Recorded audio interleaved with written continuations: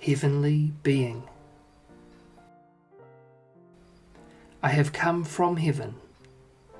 No one knows me. I am originally heaven.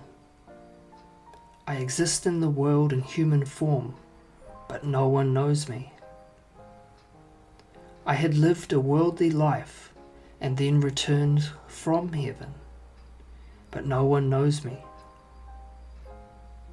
Religions have said that I would return in a cloud from heaven, as Yul Sukja and as the Maitreya, but no one knows me. I alone know the will of heaven. The being that everyone in this world tearfully awaits is the same as a human being, but not. He is the universe. Unless you understand this will of heaven, you will become a lost child for all eternity. Heaven has come to this world, but people live in the human world, while I alone live in heaven.